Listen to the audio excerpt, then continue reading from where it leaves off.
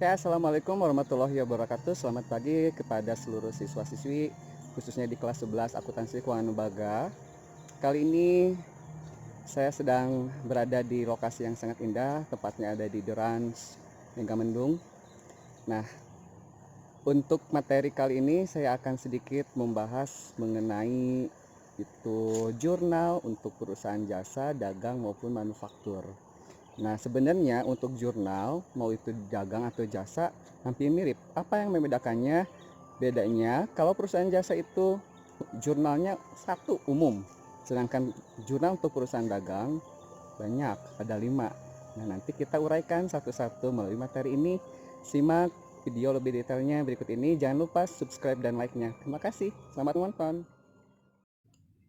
Pada slide pertama ini, saya hanya ingin mengulas sedikit mengenai perusahaan jasa.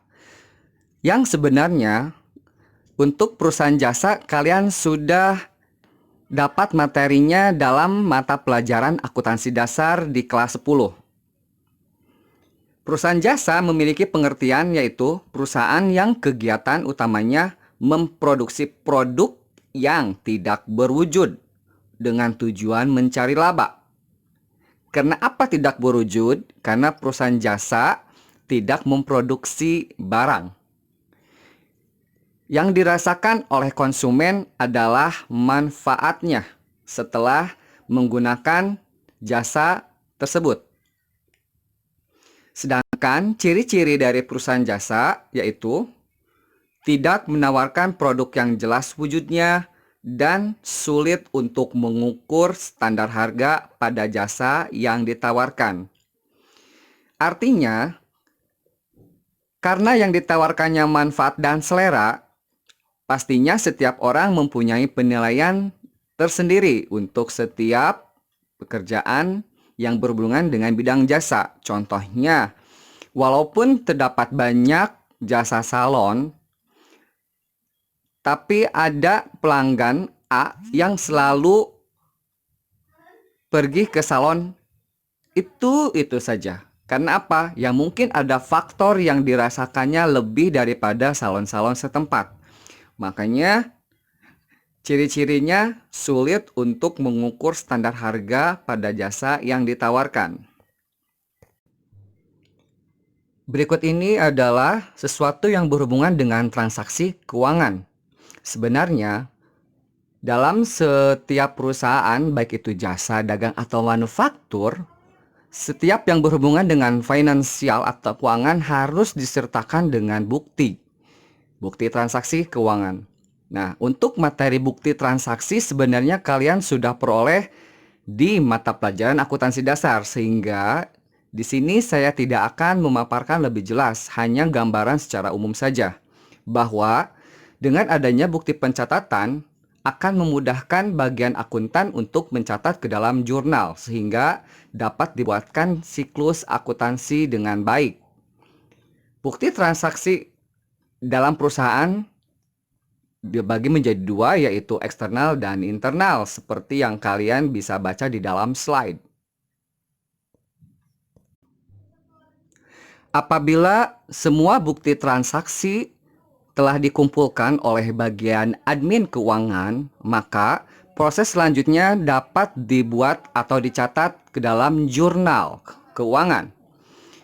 Jurnal merupakan buku harian yang berisi catatan transaksi-transaksi yang bersifat finansial yang harus dicatat secara berurut sesuai dengan tanggal kejadian.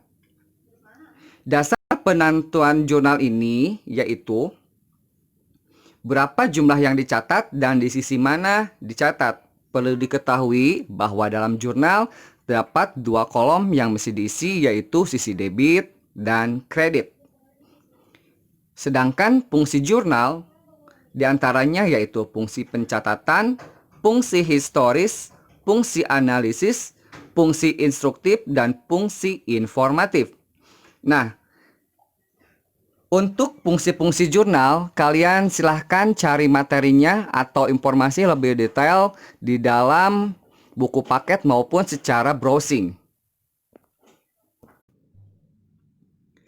Berikut ini adalah langkah-langkah membuat jurnal umum atas transaksi-transaksi yang terjadi pada perusahaan jasa. Langkah pertama yang kalian harus catat yaitu tanggal terjadinya transaksi. Yang kedua, mengisi nomor bukti transaksi. Terkadang, bukti transaksi berisikan nomor atau kode. Apabila tidak terdapat nomor bukti, kalian bisa mencantumkan cukup tanggal transaksinya saja. Langkah ketiga, yaitu kalian mencatat akun yang mengalami perubahan akibat transaksi. Nah, langkah yang ketiga ini saya akan jelaskan di slide berikutnya. Langkah keempat, mengisi kolom debit atau kredit dengan jumlah uang yang terlibat dalam transaksi.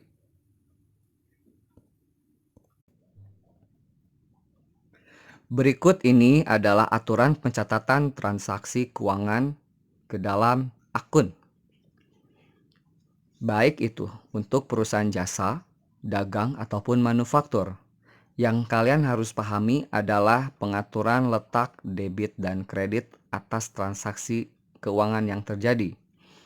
Aturan yang pertama yaitu setiap kenaikan harta, beban, dan prepaid berada di sisi debit. Aturan yang kedua, penurunan harta, beban, dan prepaid berada di sisi kredit. Aturan yang ketiga, kenaikan utang, pendapatan, dan modal berada di sisi kredit. Aturan yang keempat yaitu penurunan utang, pendapatan, dan modal berada di sisi debit. Dalam akuntansi, kalian harus mengetahui bahwa ada 5 akun dengan golongan tersendiri. Kode 1 atau golongan 1 adalah harta. Kode 2 untuk kewajiban atau utang. Kode 3 untuk ekuitas atau modal. Kode 4 untuk pendapatan. Kode 5 untuk beban. Kode akun 1 dan 5 atau harta dan beban ketika terjadi transaksi penambahan selalu letaknya di debit. Sedangkan setiap terjadinya penurunan selalu dicatat di kredit. Untuk kode akun 2, 3, dan 4, yaitu kewajiban atau utang, ekuitas atau modal, dan pendapatan, setiap terjadi penambahan selalu berada di sisi kredit. Sebaliknya, setiap terjadi penurunan berada di sisi debit. Tetapi ada akun yang dikenal dengan istilah kontra akun, letaknya bertentangan dengan yang seharusnya. Misal, kode akun 1 harta dijelaskan bahwa setiap terjadi penambahan selalu letaknya di debit. Tetapi untuk kontra akun ini, meskipun kodenya harta, dia letaknya di kredit. Contohnya adalah akun akumulasi penyusutan. Baik itu akumulasi penyusutan peralatan, akumulasi penyusutan mesin, ataupun akumulasi penyusutan yang berhubungan dengan harta tetap. Ada golongan akun 3 dari akun modal yang seharusnya dijelaskan tadi bahwa kode akun 3 setiap penambahan ada di kredit, tetapi ada satu akun yang golongan 3 atau kode 3 berada di sisi debit setiap terjadi penambahan. Akun apa? Yaitu akun prepaid. Berikut ini adalah bentuk tabel jurnal umum yang biasa dipergunakan oleh perusahaan jasa, dagang, ataupun manufaktur. Kalian harus memahami apa yang harus diisi dalam tiap kolomnya. Untuk tanggal, kalian catat tanggal terjadinya transaksi. Ingat, dalam jurnal umum, pencatatan tanggal harus secara kronologis atau sesuai dengan urutan yang benar. Nomor bukti diisi jika ada.